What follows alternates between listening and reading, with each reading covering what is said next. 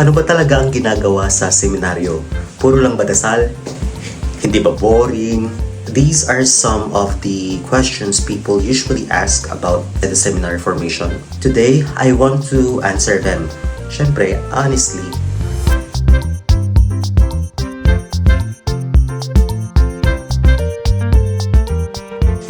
Hi, ako si Romel, ang inyong brother seminarian at kasalukuyan akong nasa formation. Pag-usapan natin ngayon ang ilan sa mga common questions based sa aking experience din na tinatanong sa katulad kong seminarista.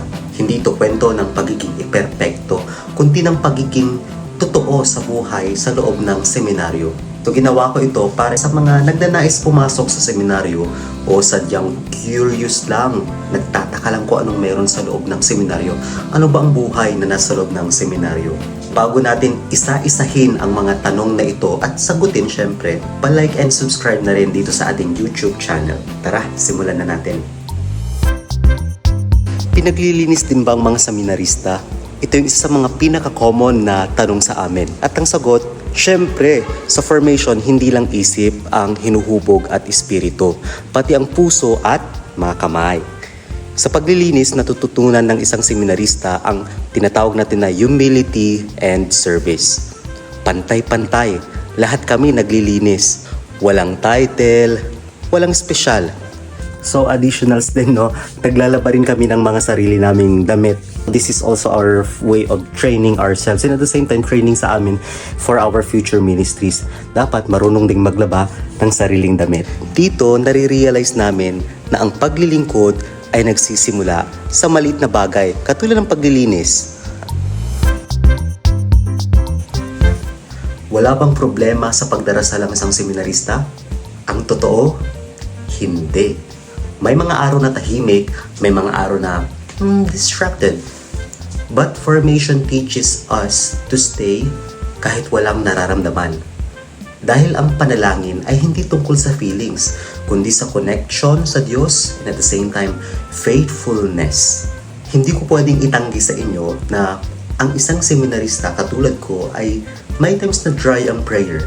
May times na parang feeling ko hindi pinapakinggan ng Diyos at normal yun at ganun din sa inyo for sure. Sapagkat hindi sa lahat ng pagkakataon ang prayers ay masaya. Kung minsan may halong lungkot at kung minsan may halong parang wala kang nararamdaman.